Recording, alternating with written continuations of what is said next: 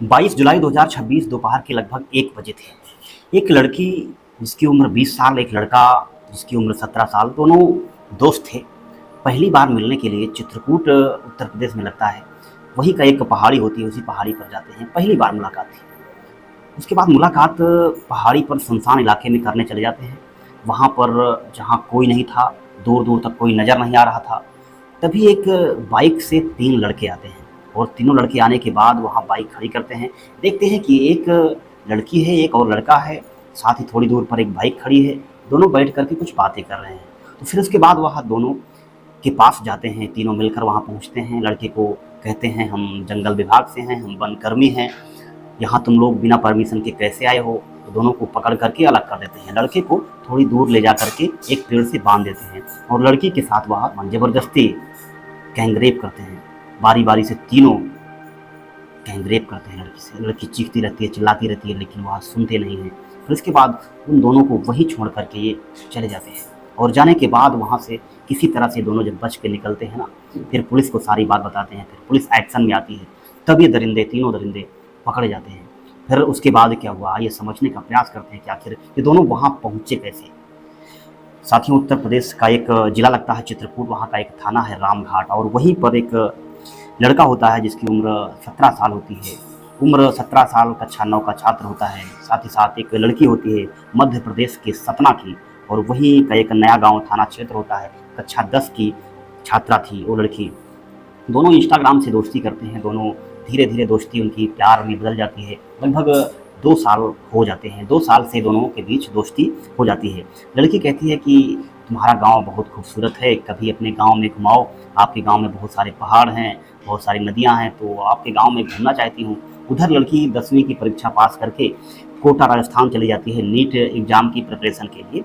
अब वहाँ जाने के बाद एक दिन, ये 22 जुलाई जो तारीख होती है ना, वहाँ से आती है। कहती है, तुम्हारे साथ कुछ पल बिताना है। आज तक हमने सिर्फ बातें की हैं, कभी मिले नहीं एक दूसरे को सामने से, कभी देखे भी नहीं, तो आखिर कब तक ऐसे चलेगा? थोड़ा मुलाकात करते हैं, क्योंकि अगर ऐसे ही दोस्ती रही तो क्या मतलब ही है, हम आपको जानते ही नहीं, आप हमें जानते नहीं।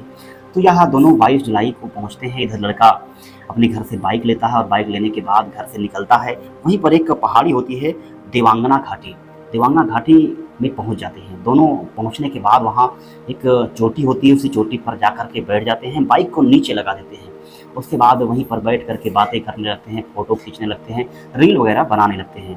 तभी एक बाइक से 3 लड़के आते हैं। 3 लड़के आते हैं, अपनी बाइक खड़ी करते हैं, देखते हैं कि एक बाइक यहाँ खड़ी है और यहाँ आस-पास कोई दिख नहीं रहा है, तो वह वहीं पर खोजने लगते हैं कि आखिर बाइक किसकी है।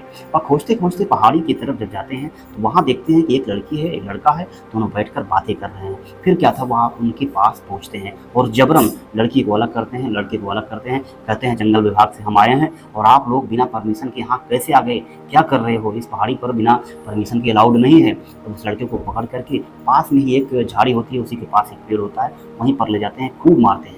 मारने के बाद उसे उसी पेड़ से बांध देते हैं। बांधने के बाद एक लड़का वहाँ निगरानी करता है और 2 जो होते हैं वह वहाँ से जाते हैं लड़की के पास, उसे मारते हैं, पीटते हैं, उसे निर्वस्त्र करते हैं, उसके साथ ज़बरदस्ती करते हैं, गैंगरेप करते हैं। बारी-बारी से तीनों उसके साथ दुष्कर्म करते हैं। फिर वहाँ से वो चुपचाप लगभग 4 साढ़े 4 बजे तक, क्योंकि ये दोपहर के लगभग 1 बजे के आसपास का समय था, साढ़े 4 बजे इन दोनों को वहीं छोड़ करके चले जाते हैं। और जाने के बाद ये दोनों वहीं पर पड़े रहते हैं। लड़की बेसुध होती है, बेहोश होती है, उसके तन पर एक भी कपड़ा नहीं होता है। उधर लड़का जो था वो बंधा हुआ था। किसी तरह करके वह अपनी रस्सियाँ खोलता है। फिर उसके बाद इस लड़की के पास जब आता है तो इस लड़की को कपड़े वगैरह पहनाता है। फिर वहाँ से पुलिस को 112 नंबर पर यह कॉल करने लगता है, लेकिन वहाँ टावर था नहीं, तो नेटवर्क था नहीं, इस वजह से वहाँ पर फ़ोन नहीं लगा। तो यह किसी तरह से पहाड़ी से नीचे उतरते हैं। नीचे उतरने के बाद जब फ़ोन लगता है, नेटवर्क आता है, तो पुलिस से सारी बात बताते हैं। कहते हैं, साहब ऐसा-ऐसा हुआ है मेरे साथ।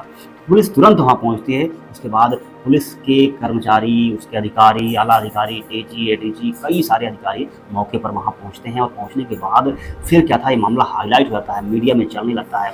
फिर तीनों कौन थे, कहाँ से आए थे, किसी को कुछ भी पता नहीं। ये तीनों जो आए थे, कभी इनको किसी ने देखा भी नहीं था, ये कहाँ से थे।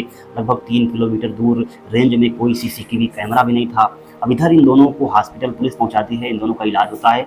इन दोनों से पूछताछ होती है कि बताइए वो कैसे दिखते थे, उनका चेहरा कैसे था, उनकी कद-काठी बताओ। तो ये तीनों बताते हैं। उसी आधार पर पुलिस एक स्केच तैयार करती है। उसके बाद उस स्केच के आधार पर लगभग 58 लोगों से पूछताछ होती है, 58 लोगों से पूछताछ होती है। उधर पुलिस की लगभग 5 से 6 टीमें बनती हैं, लगभग 80 पुलिस वाले लग जाते हैं कि हाँ आखिर इन्हें पकड़ा जाए, जल्द से जल्द पकड़ा जाए। फिर उसके बाद क्या था, एक सीसीटीवी कैमरे में जो हुलिया था, उसी हुलिया वाला आदमी 3 लड़के दिखाई देते हैं। वही फोटो जब इस महिला लड़की को और लड़के को दिखाया जाता है ना, ये दोनों कहते हैं हाँ साहब ये तो वही हैं, तीनों यही दरिंदे हैं।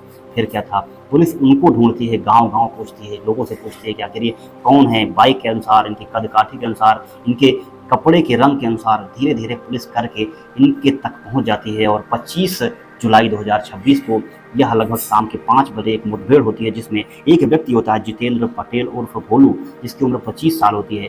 यह इनकाउंटर इसका होता है, इसके पैर में गोली लगती है, फिर उसके बाद इसे गिरफ्तार करती है पुलिस। साथ ही साथ 2 लड़के और होते हैं, विवेक पटेल और प्रवीण पटेल, जो इसके साथी होते हैं। उन दोनों को भी शाम 8 बजे तक पुलिस गिरफ्तार कर लेती है। तीनों को गिरफ्तार करने के बाद थाने लाती है, इनसे पूछताछ करती है, तो ये सच्चाई कबूलते हैं। फिर इनको कोर्ट में पेश किया जाता है। लेकिन सबसे बड़ा सवाल, क्या ये पहला वाक़या था इनका, या फिर इसके पहले भी ये और लड़कियों के साथ और महिलाओं के साथ वहाँ पर ये कर चुके हैं? क्योंकि आज ये पकड़े गए हैं, बहुत सारे मामलों में तो ये पकड़े भी नहीं गए होंगे। क्योंकि ये जो जितेंद्र पटेल होता है ना, ये एक ढाबा चलाता है। पहले तो ये बाहर रहता था, लेकिन अब वो गाँव में ही ढाबा चलाकर वहीं से रोज़गार करता है और वहीं से हर दिन वापस आता था।